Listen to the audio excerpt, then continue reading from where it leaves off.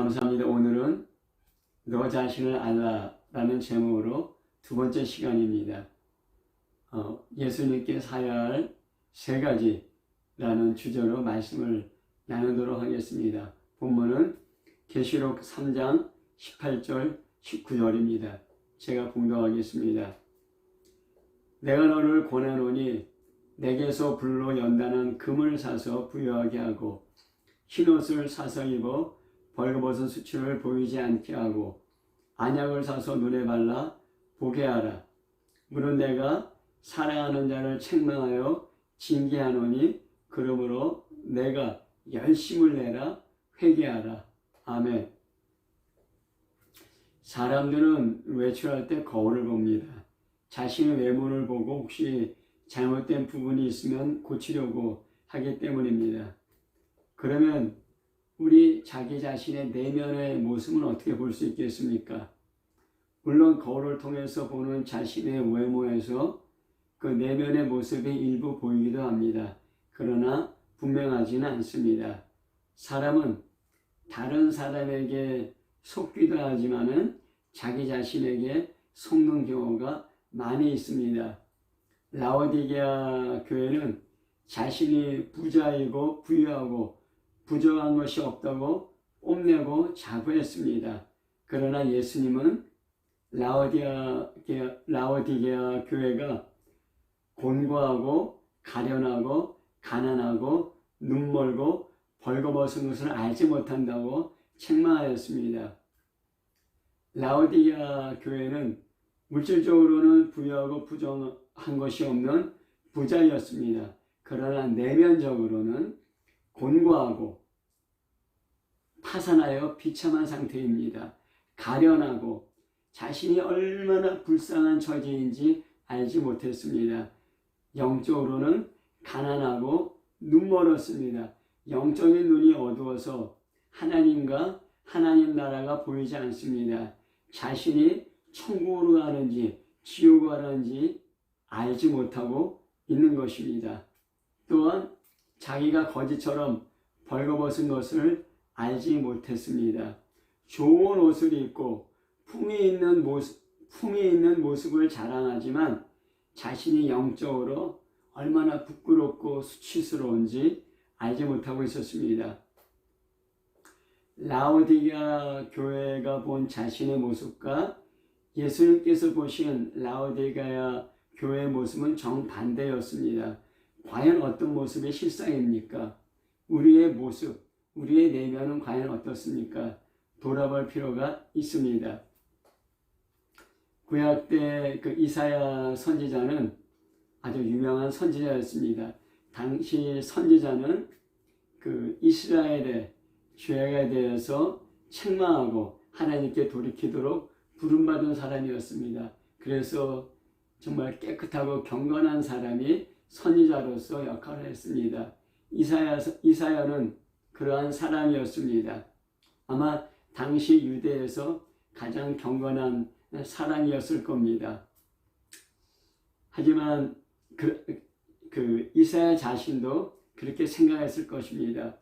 이사야서 5장에는 유대 사회의 그런 폭력, 불의, 부동산 투기, 술 취하고 방탕하고 악을 선하다 하고 선을 악하다 하는 거짓에 대해서 책망하고 비판했습니다. 그러나 이사야서 6장에서 이사야는 성전에서 예배를 드리다 하나님을 만났습니다. 하나님을 만났을 때 자신이 얼마나 잘못된 사람인지 깨닫게 됩니다. 화로다 나여 망하게 되었도다. 입술이 부정한 사람이라고 고백하게 됐습니다. 그 전에는 자기 바깥에 있는 이스라엘 사회의 그런 부정과 부패와 거짓과 악에 대해서 보였지만은 정작 자신은 자신의 내면을 보지 못하고 있었습니다.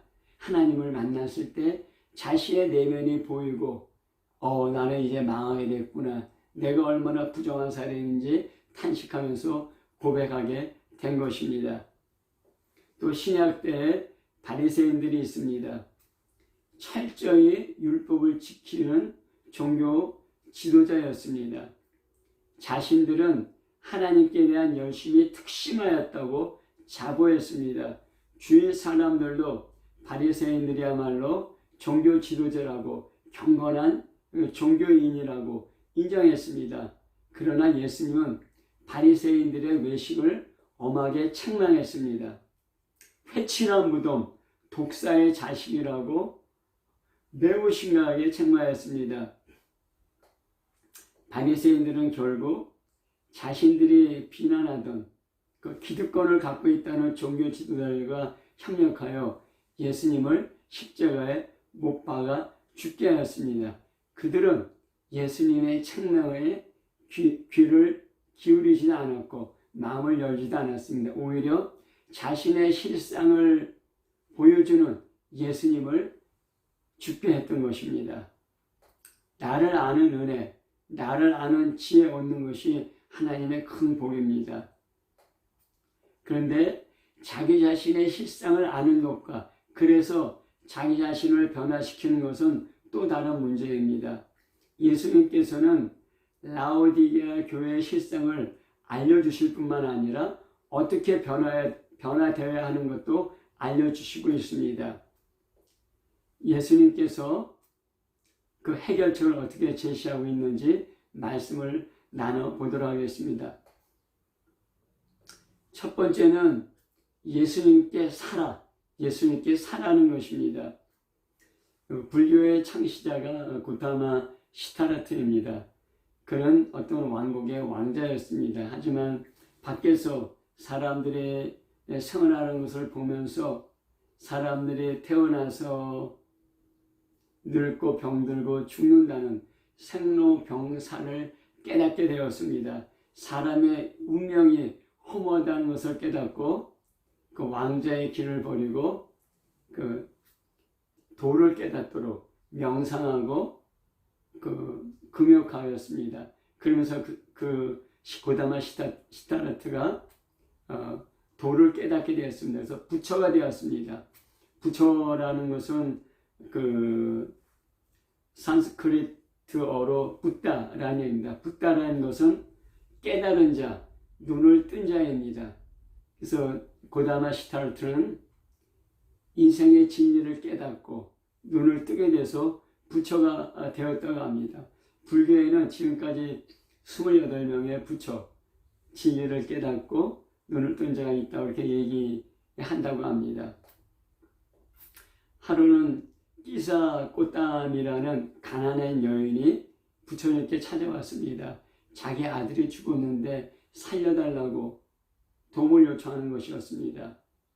그러자 그 부처는 고다마 시타라트는 한 번도 죽음이 찾아오지 않은 집에서 겨자를 가져오면 도와주겠다 했습니다. 그래서 그녀는 한 번도 죽지 않는 집을 찾아서 겨자를 가져오려고 집들을 방문했지만 한 번도 죽음을 경험하지 않은 집이 있습니까? 없습니다. 그래서 그녀는 그 겨자를 한 번도 죽지 않은 집에서 겨자를 가져오지 못했지만 깨달았다고 합니다. 모든 사람은 죽는다. 그래서 그런 깨달음을 갖고 부처의 제자가 되었다고 합니다. 그런데 여기서 우리가 또 살펴야 될 것은 결국 그 세상의 진리를 깨닫고 눈이 띄었다는 부처도 죽음의 문제를 해결하지 못했던 것입니다. 그 자신도 역시 죽었습니다. 모든 사람은 죽음 앞에서 멈춥니다. 위대한 철학자, 위대한 종교인, 세계적인 학자, 세상의 최고 부자, 최고 권력자, 탁월한 인격자, 세상에서 가장 아름다운 사람도 모두 죽음 앞에서 멈춥니다. 모두 죽습니다. 죽음을 뛰어넘은 사람은 없습니다. 부처, 깨달은 자, 눈을 뜬 자라는 고다마 시타라트도 죽음의 문제를 해결하지 못하고 죽음 앞에서 멈췄던 것입니다. 그렇지만 예수님은 사람이 왜 죽는가, 죽은 후에는 어떻게 되는가, 죽음을 어떻게 이기는가, 어떻게 구원받고 영생을 얻는가 가르쳐 주셨습니다. 예수님 자신이 십자가에서 죽으시고 부활하였습니다. 죽음을 정복하고 이기신 것입니다. 자신의 가르침이 진리임을 확정하여 주신 것입니다. 그래서 예수님께서는 다른 사람이 아니고 나에게서 와서 사라고 말씀하고 계신 것입니다. 선지자 이사야는 예수님 오시기 700년 전에 이미 이것에 대해서 예언하였습니다. 이사야서 55장 1절부터 3절에 보면은 오호라 너희 모든 목마른 자들은 물로 나아오라. 돈 없는 자도 오라. 너희는 와서 사 먹되 돈 없이 값 없이 와서 포도주와 젖을 사라. 너희가 어찌하여 양식이 아닌 것을 위하여 은을 날아주며 배부르게 하지 못할 것을 위하여 수고하느냐. 내게 듣고 들을지어다. 그리하면 너희가 좋은 것을 먹을 것이며 너희 자신들이 기름진 것으로 즐거움을 얻으리라. 너는 귀를 기울이고 내게 나와 들으라. 그리하면 너희 영혼이 살리라. 내가 너희를 위하여 영원한 언약을 맺으리니 곧 다윗에게 허락한 확실한 은혜이라. 이 말씀하였습니다. 우리가 어떤 사람이든지 어떤 목마름이 있든지 누구든지 하나님께 나와서 살아는 것입니다. 어떻게 삽니까? 힘쓰고 애쓰고 공부해도 안 되고 처절하고 금욕 수행해도 안 됩니다. 많은 돈을 가져와도 살 수가 없습니다. 값 없이 돈 없이 하나님께 나와서 하나님 말씀을 듣고 그 말씀을 들으면은 받아들이면 우리 영혼이 산다는 것입니다. 우리는 무언가 살 때 많은 값을 지불하고 삽니다. 매우 귀하고 좋은 걸 살 때는 더 많은 값을 지불합니다. 하지만 하나님은 영생이라는, 죄 용서함이라는, 구원이라는, 우리 영혼을 구원하는 그런 것을 살 때 이 세상에 어떤 것으로는 살 수 없지만은 돈 없이 값 없이 하나님께 나와서 들으면은, 하나님 말씀을 들으면은, 듣고 그 말씀을 받아들이면은 우리 영혼이 산다는 것입니다. 그 하나님이 육신으로 이 땅에 오셨습니다. 바로 예수님입니다. 예수님께 나와서 들으면은 우리 영혼이 산다는 것입니다. 누구든지 어떤 고통과 어떤 어려움 가운데 있든지 어떠한 갈망이 있든지 간에 예수님께 나와서 들으면은 그것이 예수님께 와서 사는 것인데, 그러면은 우리가 산다는 것입니다. 어느 누구로부터도 영원한 생명을 얻을 수가 없습니다. 어느 누구로부터도 죽음을 이길 수 있는 길을 얻지 못합니다. 오직 예수님을 통해서만 얻을 수 있습니다. 그래서 예수님께 나와서 사라고 합니다. 계시록 3장 18절에 불로 연단한 금을 사서 부여하게 하고 흰 옷을 사서 벌거벗은 수치를 보이지 않게 하고 안약을 사서 눈에 발라 보게 하라고 있습니다. 예수님께 사야 할 세 가지를 말하고 있습니다. 첫 번째는 무엇이 우리를 부유하게 하는가? 불로 연단한 금, 곧 믿음을 사라는 것입니다. 코로나 사태를 겪으면서 경제가 많이 불안정해졌습니다. 러시아 우크라이나 전쟁으로 곡물 가격이 상승했고 이스라엘과 이란 전쟁 가능성으로 또 유가가 상승하고 있습니다. 세계적인 경제 불황의 가능성 때문에 사람들이 불안함을 느낍니다. 지금 한국에서는 환율이 오르고 있습니다.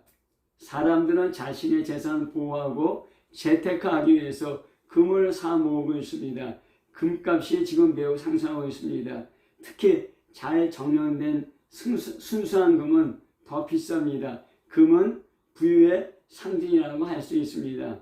그러나 이러한 금도 영원하지는 못합니다. 자신을 죽음으로부터 지켜주지 못합니다. 죽을 때 하나도 가져갈 수 없습니다. 금이 많다고 행복한 것은 아닙니다. 그래서 베드로전서 1장 7절에 너의 믿음이 확실함은 불로 연단하여질 금보다 더 귀하여 예수 그리스도께서 나타나실 때 칭찬과 영광과 존귀를 얻게 하실 것이라 하였습니다. 불로 연단한 순수한 금, 매우 귀합니다. 하지만 그 금도 없어집니다. 그 금을 우리가 하나라도 가져가지 못합니다. 그 금이 우리를 지켜주지 못합니다. 그런데 그런 불로 연단한 순수한 금보다 더 귀한 것이 있는데 바로 이것이 믿음이라는 것입니다. 이 믿음은 예수님께서만이 주실 수 있고 예수님에게서만이 우리가 살 수 있는 것입니다. 예수님께 나와서 듣고 받아들이면은 그 믿음을 우리가 사게 되는 것입니다. 이 믿음, 하늘로부터 주어지는 믿음은 우리를 부유하게 합니다. 영원한 하늘나라의 부유를 얻게 할 뿐만 아니라 이 세상에서 환경과 상황이 어떻든지 간에 하늘나라의 부유로 우리가 이 땅에서 살도록 하는 것입니다. 라오디게아 교인들은 부자였습니다. 자신의 부유함에 부정함이 없다는 자만심과 안일함에 빠져 있었습니다. 그러나 예수님은 불로 연단한 금을 사라고 권면하십니다. 불로 연단한 금, 이것은 바로 믿음입니다. 물질적인 부유보다 영적인 부유를 말합니다. 여기서 불로 연단되었다는 것은 시험과 시련을 통해 순수하게 연단된 믿음을 말합니다. 믿음은 들음에서 납니다. 예수님의 말씀을 들을 때 우리 안에 믿음이 생깁니다. 그리고 우리가 그 말씀대로 순종할 때 믿음이 성장합니다. 또한 믿음이 성장하지만은 반드시 세상에 시험과 도전과 시련이 있습니다. 그때 시험과 시련을 통과할 때 믿음은 더욱더 순수해지고 강해지는 것입니다. 이 불로 정렬한 순서가 강해진 믿음을 살라고 예수님께서 말씀하고 계십니다. 이 믿음은 하나님의 선물입니다. 내가 만들어낼 수도 없고 내가 쟁취할 수도 없습니다. 하나님 말씀 듣고 그 말씀 순종해 나갈 때 점점 더 순수한 믿음으로 점점 더 강한 믿음으로 성장하는 것입니다. 이 믿음이 영적인 부여를 가져다 주는 것입니다. 예수님은 우리를 물질적으로 축복하여서 이 세상에서 부자되게 하실 수 있습니다. 또 예수 잘 믿고 성실하게 지혜롭게 일하여서 부자된 사람들이 많이 있습니다. 그러한 나라들도 많이 있습니다. 그러나 이런 물질적인 부에 만족하면서 믿음을 잃어버린다면 어리석은 사람입니다. 세상의 부유 때문에 영원한 하늘나라의 부유를 잃어버린다면 이것은 정말 진실로 어리석은 사람이라고 할 수 있습니다. 예수님은 영적인 부자, 믿음을 가지라고 권면하십니다. 영적인 부유함, 믿음의 사람은 어떠한 환경에서도 생명력 있게 부유하게 관대하게 살 수 있습니다. 감사하며 살 수 있습니다. 이 땅에서 이미 하나님 나라의 부유를 누리면서 사는 것입니다. 지금 세상이 점점 살기 어려워진다고 사람들의 마음이 강팍해지고 또 쪼그라들고 있습니다. 하지만은 하늘나라의 부유, 믿음을 가진 사람은 세상이 어려워지고 세상 살기가 힘들어진다 할지라도 부드러운 마음으로, 관대한 마음으로, 관양하는 마음으로, 기쁨과 감사한 마음으로 살 수 있습니다. 이것이 하늘나라의 영원한 부유인 것입니다. 두 번째는 무엇이 우리의 벌거벗은 수치를 가려주는가입니다. 흰옷입니다. 흰옷을 사라고 예수님은 말씀하고 계십니다. 아담과 하와가 범죄하고 자신의 죄를 깨닫고 자신의 수치를 깨달았습니다. 그래서 자신의 그 범죄하고 벌거벗은 수치를 가리려고 무화과 잎으로 자기 자신의 몸을 가렸습니다. 하지만 하나님께서는 짐승을 죽여서 가죽옷을 입혀주었습니다. 무화과 나무 잎은 잠시 동안 자신을 가릴 수 있지만은 곧 말라버립니다. 자신의 벌거벗은 수치를 가리지 못합니다. 여기서 무화과 나무 잎은 사람의 수고, 사람의 노력, 사람의 문화를 말합니다. 사람들은 이것으로 자신의 부끄러움을 가리려고 합니다. 어느 정도 가릴 수가 있습니다. 그러나 사람들은 자기 자신의 부끄러움을 알고 마음에 고통을 당합니다. 혹시 다른 사람에게는 가릴 수는 있지만은 자기 자신은 그 부끄러움과 수치를 압니다. 또한 우리의 중심을 보시는 하나님도 알고 계시고 마지막 날 하나님 앞에서 다 드러나게 될 것입니다. 우리는 이러한 심판을 피할 수가 없습니다. 그래서 예수께서 흰 옷을 사라고 말씀했습니다. 여기에 흰 옷의 한 두 가지 의미를 살펴보도록 하겠습니다. 마태복음 22장 1절부터 14절에 보면은 왕이 자기 아들의 혼인 잔치에 사람들을 초청했습니다.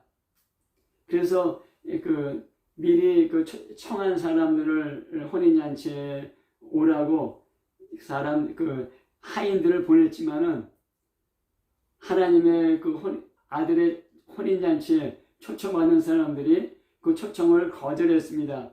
하나는 자기 밭에 가고 하나는 자기 사업에 갔습니다. 밭에 일이 바빠서 내 사업에 바빠서 못 간다고 했습니다. 왕의 아들의 혼인 잔치보다는 자기 사업이 자기 세상에서 일이 더 바쁘고 더 관심이 가고 더 중요하게 생각됐기 때문입니다. 또 어떤 사람들은 귀찮다고 그 하인들을 왕의 초청장을 갖고 온 하인들을 죽여 버리기도 했습니다. 그래서 왕이 노하여서 군사들을 보내서 그 초청을 거절한 사람들을 진멸하였습니다. 그리고 다시 하인을 보냅니다.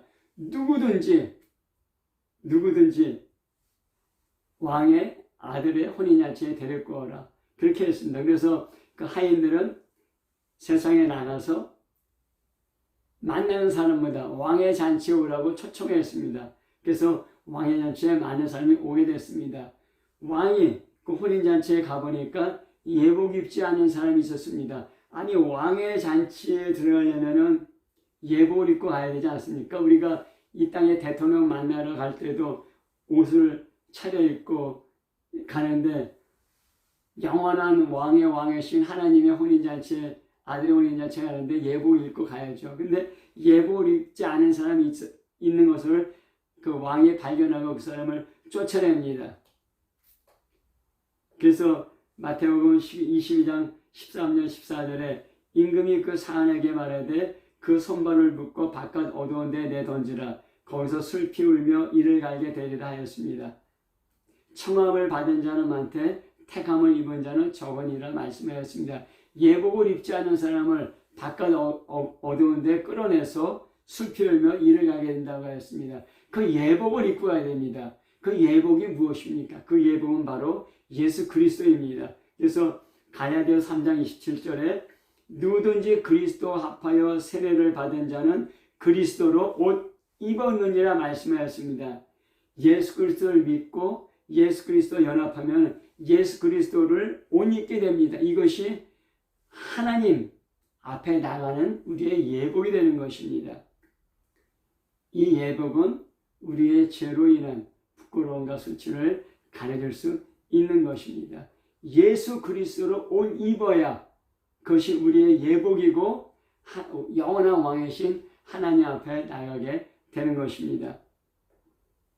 또 한편 로마서 13장 14절에는 오직 주 예수 그리스도로 옷 입고 정욕을 위하여 육신의 일을 동하지 말라 했습니다. 주 예수 그리스도로 옷 입고 주 예수 그리스도에 의해서 통제받는 사람입니다.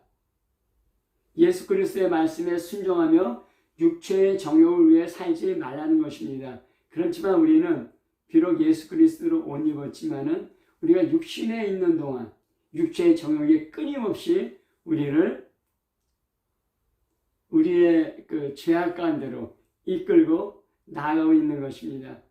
그래서 우리가 육체의 정욕대로 살 때가 많습니다.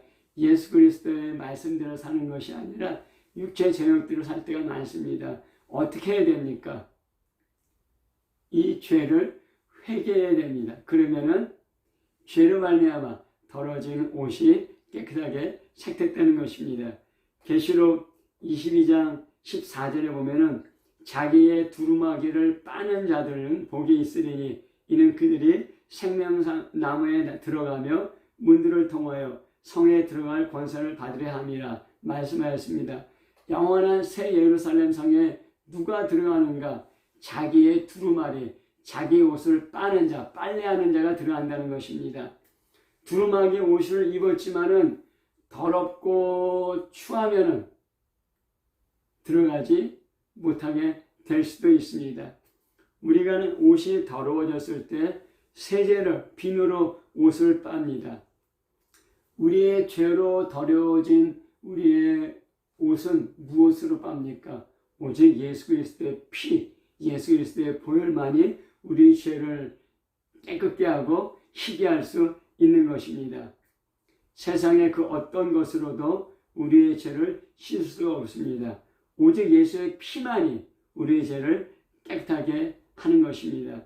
요한일서 1장 9절에 만일 우리가 우리 죄를 자백하면 그는 미쁘시고 의로우사 우리 죄를 사하시며 우리를 모든 불의에서 깨끗하게 하실 것이요 고백하고 있습니다.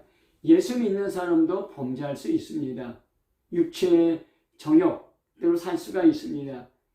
하지만은 깨닫고 우리의 죄를 자백하면은 예수의 피가 우리의 죄를 용서하고 우리의 그 모든 더러운 것을 깨끗하게 한다는 것입니다. 우리의 회개가 우리의 죄의 자백이 우리를 깨끗하게 하는 것이 아니라 우리가 죄를 고백하고 자백할 때 예수의 피가 우리의 죄를 용서하고 우리를 모든 더러움과 불에서 깨끗하게 하신다는 것입니다. 그래서 우리가 찬송하지 않습니까? 예수의 피밖에 없네. 예수의 피밖에 없네. 천국에서 그 요한계시록에 보면은 요한계시록 4장에 보면은 천국에서 그 천사들이 또 천국의 많은 그런 영적인 존재들이 찬송하는데 두 가지 주제를 갖고 찬송합니다. 하나는 하나님의 천지창조, 하나님의 천지가 얼마나 위대한지 찬송합니다. 또 하나는 어린 양 예수 그리스도의 피, 그 어린 양 예수 그리스도의 피가 모든 죄를 용서하고 구속하고 사람을 깨끗게 하고 재창조하는 것입니다. 그래서 예수 그리스도의 피에 대해서 찬송하고 있게 됩니다. 어떻게 우리가 우리의 죄와 수치와 부끄러움을 가릴 수 있는 흰옷을 살 수 있습니까? 오직 예수님에게서만이 살 수 있습니다. 예수께 나와 말씀을 듣고 믿는 것입니다. 그리고 회개하는 것입니다. 이것이 흰옷을 사는 것입니다. 이 흰옷으로 우리가 어떠한 부끄러움, 어떠한 수치, 어떠한 죄, 어떠한 아픔이 있더라도 어떠한 흉한 것이 있더라도 세상에 어떠한 것이라도 다 깨끗하게 씻기고 흰옷을 입게 하는 능력이 있게 되는 것입니다. 많은 사람들이 자기 자신을 가립니다. 하지만 자기 자신은 자기 자신의 수치와 부끄러움과 아픔과 그리고 그 열등의식으로 앓고 있는 사람이 많이 있습니다. 예수 그리스도께 나와서 그의 말을 들으며 믿고 회개할 때 우리의 모든 흉하고 더럽고 악하고 수치스럽고 아프고 망가진 것이 깨끗되고 치유되고 온전하게 된 것입니다. 이 흰옷을 값없이 예수님께 나와 살 수 있게 되는 것입니다. 세 번째로 무엇이 우리로 영원한 세계를 보게 합니까? 영원한 안약입니다. 영원한 안약, 영적인 안약을 사서 눈을 떠서 보게 하라고 합니다. 마가복음 1장 15절에 이르시되 때가 찼고 하나님 나라가 가까웠으니 회개하고 복음을 믿으라 하였습니다. 회개와 믿음으로 하나님 나라에 들어갈 수 있습니다. 회개와 믿음으로 하나님 나라를 받을 수 있습니다. 회개와 믿음은 하나님 나라를 볼 수 있게 하는 영적인 안약입니다. 우리 자전거가 두 바퀴가 있는데 자전거 두 바퀴가 계속 굴러가면서 자전거를 타고 우리가 앞으로 갑니다. 회개한 믿음은 자전거의 두 바퀴와 같습니다. 회개한 믿음으로 우리가 계속 앞으로 나갈 수 있게 되는 것입니다. 회개와 믿음은 우리의 왼 다리와 오른 다리와 같습니다. 회개와 믿음으로 한 걸음 한 걸음 전진할 수 있게 되는 것입니다. 과거에는 우리가 이 세상만 보였습니다. 어떻게 이 세상에서 손해 안 보고 잘 살 수 있을까? 이것이 우리 삶의 목적이었습니다. 그러나 회개와 믿음은 우리의 영적인 눈을 뜨게 하는 안약과 같습니다. 하나님이 보이고 나의 죄가 보이고 예수님의 십자가 피가 보이고 하나님 말씀이 보이고 하나님 나라가 보이고 나의 실상이 보여지게 됩니다. 과거와는 전혀 다른 세계관을 갖고 살게 됩니다. 우리의 믿음이 약해지면 하나님 말씀 아니고 세상 풍조에 따라 살게 됩니다. 회개하지 않고 죄가 축적되면 우리의 영적 눈은 흐려지게 됩니다. 세상만 크게 보이고 하나님 나라는 흐릿하게 보입니다. 나중에는 하나님 나라가 전혀 보이지 않게 되고 세상만 보이게 됩니다. 영적인 소경이 된 것입니다. 물론 교회에 출석하고 종교 생활하지만 이미 영적인 소경이 된 것입니다. 예수님이 길인데 그 길을 벗어나서 다른 길을 헤매게 됩니다. 정작 자신은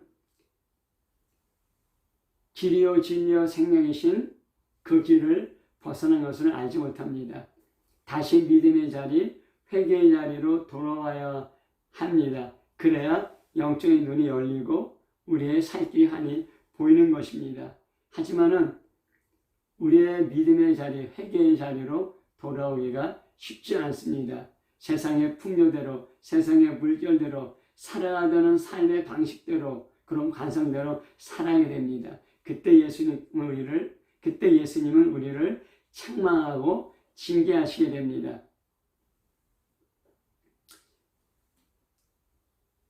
그래서 계시록 3장 19절에 물은 내가 사랑하는 자를 책망하여 징계하노니 그러므로 내가 열심을 내라 회개하라 말씀하였습니다. 제가 시골에서 감나무, 앵두나무를 기르는데 이번 겨울에도 가지를 잘라주었습니다. 가지를 잘라주지 않으면 좋은 열매를 맺지 못하기 때문입니다. 요새는 결혼도 잘 안 하고 결혼해도 자식을 낳지 않는 풍경입니다. 자식 낳아도 하나만 낳는 경우가 많습니다. 귀한 자식이라 책망하지도 않고 책망하지도 못하고 그리고 그러면 아이들은 제멋대로 성장하고 잘못되는 경우가 많습니다. 어릴 때 책망하고 징계하고 바로잡아 줘야 합니다. 그렇지 않으면 성인 되어서는 교정하기가 정말 어렵습니다. 더구나 이제 인권을 강조하면서 자녀의 인권을 강조하면서 부모가 자녀 책망하고 징계하는 것에 대해서 부정적인 눈으로 보는 그런 세상 풍조가 강합니다. 그래서 자녀들을 책망하고 징계하는 것에 조심스러워지기도 합니다. 어떤 자녀들은 부모를 책망했다고 징계했다고 고발하기도 합니다. 근데 계시록 3장 19절에 보면은 예수님 자신은 사랑하는 자를 책망하고 징계한다고 말씀하고 계십니다. 이 그리스도에는 이 동사의 주어가 포함되어 있습니다. 그래서 동사를 쓰지 않습니다. 만약에 어떤 동사 앞에 주어가 나온다면은 그 주어를 매우 강조하는 그런 형태가 됩니다. 오늘 계시록 3장 19절에 보면은 그 책망하고 징계한다는 동사 앞에 주어가 나왔습니다. 나는 징계하고 책망한다는 것입니다. 다른 사람은 자식을 또 사랑하는 사람을 책망하고 징계하지 않더라도 나는 예수님은 반드시 책망하고 징계하신다는 것입니다. 이 세상에서 잘못될 뿐만 아니라 영원한 하나님 나라에 들어가지도 못할 수 있기 때문입니다. 예수님은 사랑하는 자를 반드시 책망하고 징계하십니다. 이것이 예수님의 사랑입니다. 그래서 나는 책망하고 징계한다고 강조하면서 말씀하고 계신 것입니다. 책망은 말로 엄하게 타이르는 것입니다. 말로 사람을 교조하는 것입니다. 그러나 말을 듣지 않으면 징계합니다. 훈련하고 매질하기도 하고 형벌 가하기도 합니다. 목적은 잘못된 것을 교정하고 바로잡는 것입니다. 이것이 우리의 영원한 운명을 결정하기 때문입니다. 예수님은 우리의 운명을 바꾸시기 위해서 십자가를 지었습니다. 빨개 벗겨져서 수치스럽게 십자가에서 죽으셨습니다. 아주 고통스럽게 물과 피를 다 흘리면서 십자가에서 죽으셨습니다. 영원한 수치와 고통, 이것은 죄의 결과입니다. 우리의 죄값, 우리가 지불해야 될 영원한 수치와 고통을 대신 예수님이 지불하신 것입니다. 그래서 지옥길에서 천국길로, 사망길에서 영원한 생명의 길로 바꾸셨습니다.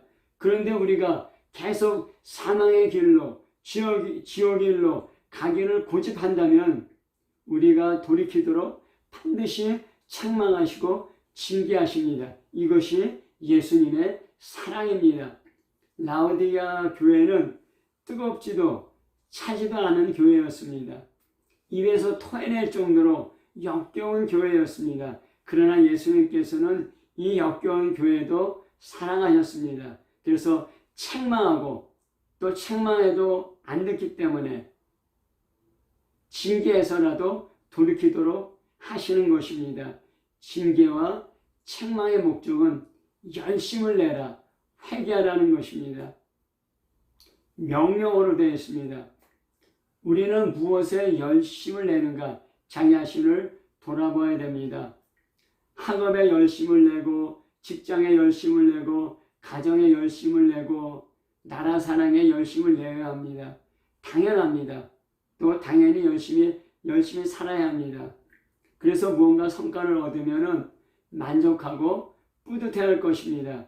그렇지만은 하나님에 대한 열심이 없다면 헛되고 헛된 헛수가 될 뿐입니다. 전도서 1장 2절부터 3절에 전도자가 이르되 헛되고 헛되며 헛되고 헛되니 모든 것이 헛되도다. 해 아래서 수고하는 모든 수고가 사람에게 무엇이 유익하고 말씀하였습니다. 솔로몬의 고백입니다. 솔로몬은 수많은 책으로 공부하고 수많은 책을 써낸 사람입니다. 세상의 지혜, 세상의 권력, 세상의 재물, 세상의 아름다운 여인들 전혀 부족할 것이 없이 다 가졌던 사람입니다. 다 누렸던 사람입니다. 그러나 그의 말년에 그의 고백은 헛되고 헛되다는 것입니다. 내가 다 경험해봤고 내가 다 가져봤고 내가 다 누려봤지만은 헛되다는 것이 그의 고백입니다. 하지만은 여기서 끝나지 않습니다. 그의 결론은 전도서 12장 13절 14절에 나옵니다. 이래 결국을 다 들었으니 하나님을 경외하고 그의 명령들을 지킬지어다. 이것이 사람의 본문이니라. 하나님은 모든 행위와 모든 은밀한 일을 선악간에 심판하시라 하였습니다. 하나님을 경외하고 그의 명령들을 지키는 것보다 이 세상에서 더 중요한 것은 없다는 것입니다. 솔로몬의 자기 고백입니다. 왜냐하면 하나님은 선악간에 심판하시기 때문입니다. 그 심판 후에는 영원한 천국과 영원한 지옥이 결정되기 때문입니다. 하나님에 대한 열심보다 더 중요한 것은 없습니다. 하지만 세상에서 살게 되면 하나님보다 세상이 더 크게 보입니다. 점점점 더 세상 풍조에 휩쓸리게 되고 또 먹고 살기 위해서 경쟁에서 이기기 위해 더 바빠집니다. 그러면서 하나님에 대한 열심은 식고 세상에 대한 열심은 좀 더 커집니다. 나중에는 세상에 대한 열심만 남게 됩니다. 하나님에 대한 열심의 불이 꺼지게 됩니다. 그래서 하나님에 대한 열심을 내지 않으면 세상에 대한 열심이 우리를 삼키게 됩니다. 그래서 예수님은 우리를 말로 책망하고 징계하면서 열심을 내라. 하나님에 대해서 열심을 내라 명령하고 계십니다. 두 번째는 회개하라고 또 명령하고 계십니다. 하나님은 이스라엘에게 가나안 땅에 들어가기 전에 명령하였습니다. 가나안을 진멸하라고 했습니다. 왜냐하면 이스라엘이 가나안 땅에 들어갈 때 가나안 문화에 동화될 것을 아셨기 때문입니다. 하지만 이스라엘은 가나안을 정복하는 오랜 정복 전쟁에 피곤해졌습니다. 또 가나안 사람들을 이용하면 가나안 생활이 더 풍요할 것이라는 인간적인 생각도 들었습니다. 그래서 하나님 말씀 순종하겠다는 열심은 식게 되었습니다. 그리고 하나님 말씀을 저버리게 된 것입니다. 결국 가나안 땅에서 가나안 사람들과 함께 살면서 가나안 문화에 동화되었습니다. 가나안 문화라는 세상 풍조가 하나님 열심이라는 그 하나님 열심에 대한 불을 꺼트리게 된 것입니다. 이스라엘은 자신을 위해서 우상 숭배하고 불법을 행하게 되었습니다. 하나님께서 선지자들을 통해서 죄에서 돌이키라고 말로 책망하였습니다. 그러나 유다는 회개하지 않았습니다. 에레미야서를 보면은 에레미야서 36장까지는 유다가 망할 것이다. 회개하고 돌이키라. 그러하면 하나님께서 재앙을 내리지 않으실 것이다 라고 선포하였습니다. 그러나 유다는 그 말에 반응하지 않았습니다. 그 말을 듣기를 거절하고 그 말씀에 순종하기를 거절했습니다. 그러면서 그들은 회개하지 않았던 것입니다. 에레미야서 37장 이후부터는 회개하라는 선포가 나오지 않습니다. 유다는 망할 것이라는 선포만 나옵니다. 결국 바벨론에 의해 참혹하게 멸망당하였습니다. 이것은 하나님의 심판이요 하나님의 징계였습니다. 근데 유다 멸망이 끝이 아니었습니다. 포로로 끌려간 유다 백성은 하나님의 살아계심은 이룰 수 있나 하면서 낙심하고 한탄하면서 하나님을 원망하였습니다. 선지자들은 포로 생활이라는 징계를 통해서 하나님의 뜻이 무엇인가 선포하였습니다. 유대인들은 바벨론의 포로로 고통당하면서 회개하기 시작하였습니다. 하나님께서 약속하신 70년에 찾아 그들은 예루살렘으로 돌아오게 되었습니다. 사람들이 말로 할 때 그 말을 들으면 고통당하지 않습니다. 하지만 사람은 완고하고 고집스러워서 계속 자기 길로 가려 합니다. 이것이 사람의 제약된 본성입니다. 그래서 고난과 고통과 재앙이 있는 것입니다. 그때야 비로소 사람들이 자신의 실상을 알게 됩니다. 자신의 죄가 보이게 되고 그 죄의 결과들이 보이게 됩니다. 그때야 회개하게 되는 것입니다. 책망과 징계가 없다면 사람들은 자기 눈에 보이는 좋은 길로 계속 갈 것입니다. 고집스럽게 갈 것입니다. 그 결말은 하나님 없는 지옥에서 영원히 살게 되는 것입니다. 책망과 징계는 하나님 사랑의 표현입니다. 비록 고통스럽더라도 하나님의 책망과 징계로 돌이키는 사람, 회개하는 사람은 참으로 복된 사람이 되는 것입니다. 히브리서 12장 11절 13절 말씀을 맺겠습니다. 무릇 징계가 당시에는 즐거워 보이지 않고 슬퍼 보이나 후에 그로 말미암아 연단을 받은 자들은 의와 평강의 열매를 맺느니라. 그러므로 피곤한 손과 연약한 무릎을 일으켜 세우고 너의 발을 위하여 곧은 길을 만들어 저는 다리로 하여금 어그러지지 않고 고침을 받게 하라. 아멘.